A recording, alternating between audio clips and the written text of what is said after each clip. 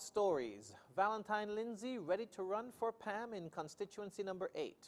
Grenada Police Force establishes internal sexual harassment focal group, and fire danger intensifies in New Mexico. Hello and welcome to the ZIZ Midday Newscast. Today is Monday, the 9th of May, 2022.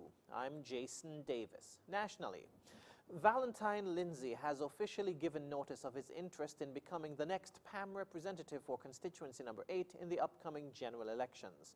Mr. Lindsay officially informed the PAM party leadership via a letter to the leader and general secretary of the party, as well as the chairman of the constituency number 8 group.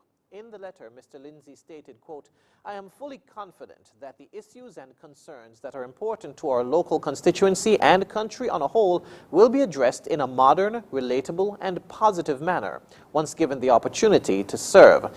With a political career spanning over 22 years, I firmly believe that I have the right ideas, skill sets, and innovative approach to advance our community, garner support, and yield another victory for PAM," end quote. Valentine Lindsay graduated from University of Leicester, where he earned a Master of Business Administration, specializing in total quality management. Prior to this, he graduated from University of the West Indies Cave Hill campus, where he earned an executive diploma in management. On Sunday, Parliamentary Representative for Constituency Number 4, the Honourable Lindsay Grant, hosted a Mother's Day luncheon for the mothers in the area. This event was held at Lynch's Bay and has been staged annually for the past 15 years. Minister Grant said he was pleased with the turnout and thanked all who attended. I want to thank the hundreds of mothers who came out to my Mother's Day luncheon, which I've held for the last 15 years, and also to those who didn't come but who participated in it. And I really want to thank you for showering me with the love, not only this year, but for the last 15 years of my Mother's Day function and luncheon. During the event, tokens of appreciation were presented to mothers in various categories, including the oldest mother, 96-year-old Ellen Morgan. In other news, the voice of St. Kitts and Nevis is expected to continue resonating at international fora during speaking opportunities on issues affecting small island developing states. His Excellency Dr. David Doyle, St. Kitts and Nevis's ambassador to UNESCO, has played an integral role in securing speaking engagements for ministers of government, including Prime Minister Dr. the Honourable Timothy Harris, Deputy Prime Minister the Honourable Sean Richards, and Foreign Affairs Minister the Honourable Mark Brantley. Mr. Doyle noted that in the past 2 years, areas addressed by the Federation's policymakers included groundwater challenges as well as the critical management of education during the COVID-19 pandemic. He was speaking during the most recent edition of Working for You. So we were able to provide a very distinctly small island developing state perspective, which other member states don't have. To many of these speaking roles, and indeed very often we found that St. Kitts and Nevis and the minister speaking were the only representatives from small island developing states. So it's through those particular vehicles, Mr. Williams, that we in St. Kitts and Nevis have managed to get ourselves on the map and hit well above our weight in terms of articulating our particular position on a range of issues as it relates to the UNESCO mandate. Ambassador Doyle pledged to continue tapping various mechanisms to ensure that the Federation is appropriately represented and its concerns heard within the framework of UNESCO and other United Nations agencies.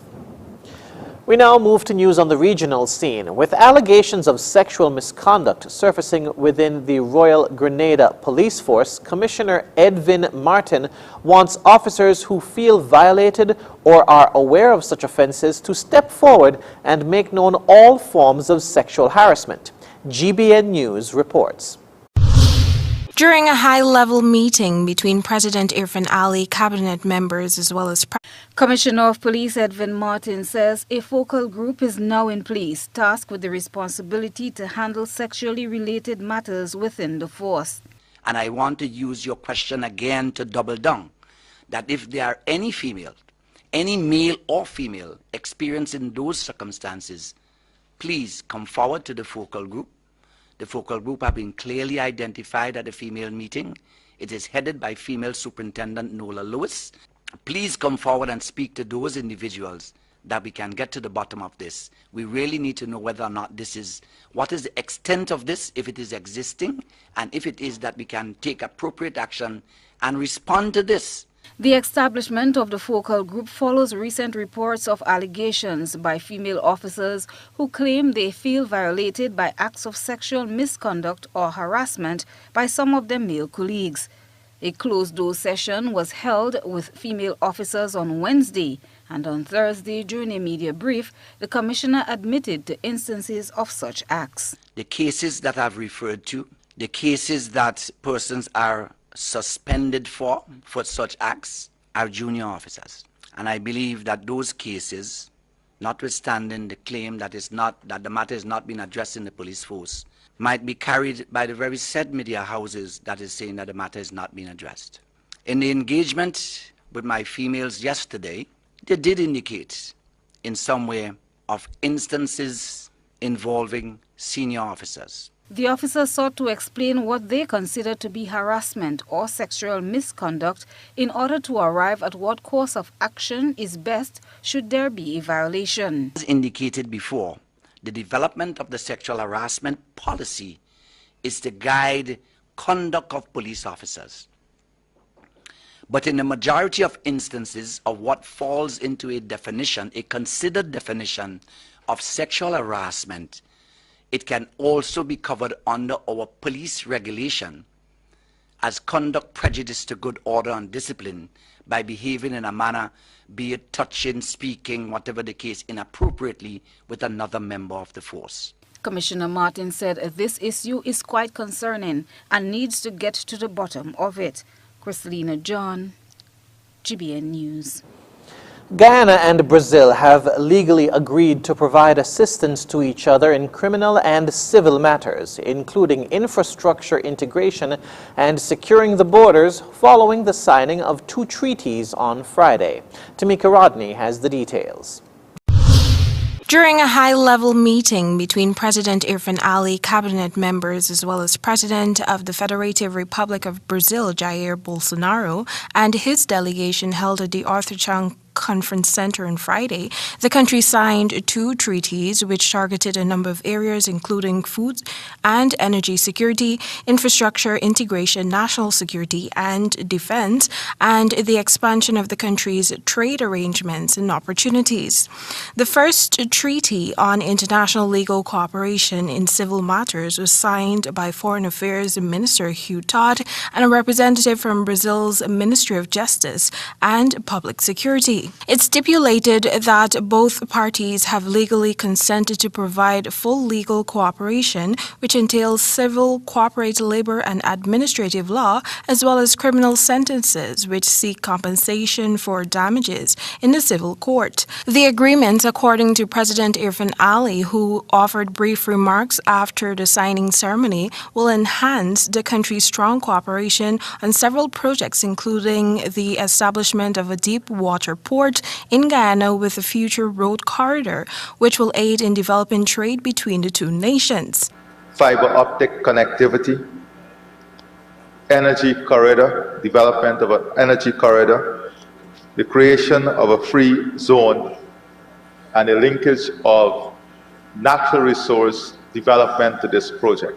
The second treaty on mutual legal assistance in criminal matters outlines that the countries shall provide mutual assistance in connection with investigations or prosecution of criminal offenses, among other things. In the energy sector, the heads of state discussed working together on creating a natural gas strategy, the potential of hydro, renewable energy, and energy production as a whole. The 2 presidents also engaged in dialogue regarding security of the porous borders which a country share and have agreed on exploring the possibility of negotiating projects related to the use of remote sensing images as a tool to combat potential crimes such as drug trafficking, human trafficking, and illegal mining between the 2 territories. President Jair Bolsonaro, through his interpreter, noted that Guyana has a promising future and that his country is happy for the collaborative efforts. Tamika Rodney reporting for the HGP Nightly News. Internationally, in northern New Mexico, where a forest fire has burned more than 176,000 acres of vegetation, firefighters are trying to control the blaze. ABC News reports. Tonight, the worst combination of high winds and bone-dry conditions threatening to explode the Calf Canyon's Hermit Peak fire in New Mexico. The smoke billowing for miles from the wildfire that's already burned an area larger than Chicago. Firefighters working around the clock to try and stay ahead of what the National Weather Service is calling a dangerous, long-duration and potentially historic critical fire weather event. We've done everything we can so far and are continuing to do everything we can to stop this spread. But what it really boils down to is we're just humans, and Mother Nature's driving this ship. The fire has been burning for more than a month and has forced 12,000 families from their homes. We met some of them at a shelter on this Mother's Day. I can see you getting emotional. What are you thinking about right now? What's going through your mind? Just my family. I'm worried about my family. I'm worried about everyone back home, and I just want everyone to be safe. There are still people in the evacuation areas that are refusing to leave. You can't outrun this fire. If it gets up and going, you are in the path of danger. This is a time to leave, get out of the evacuation areas. And the time for greatest concern is right now through tomorrow night. That's when we could see wind gusts of up to 60 miles per hour in some places. That means it's incredibly easy for new fires to start and very difficult to battle those existing ones. The new administration of Pakistan meets in the National Assembly today for the first time after the change of guards in the country. The assembly was summoned by the President Arif Alvi, and WION reports. Now, the first time after the change of guard in Pakistan, the National Assembly will resume later today as summoned by the Pakistani President Arif Alvi. It will be the first sitting of the National Assembly since the new coalition government under Prime Minister Shehbaz Sharif took office.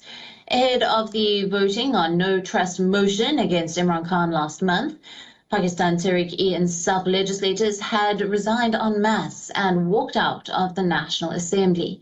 Reports claim that most of the resignations submitted by the PTI legislators were not handwritten, and signatures of 24 PTI members on the resignation letters did not match those on the Assembly's roll.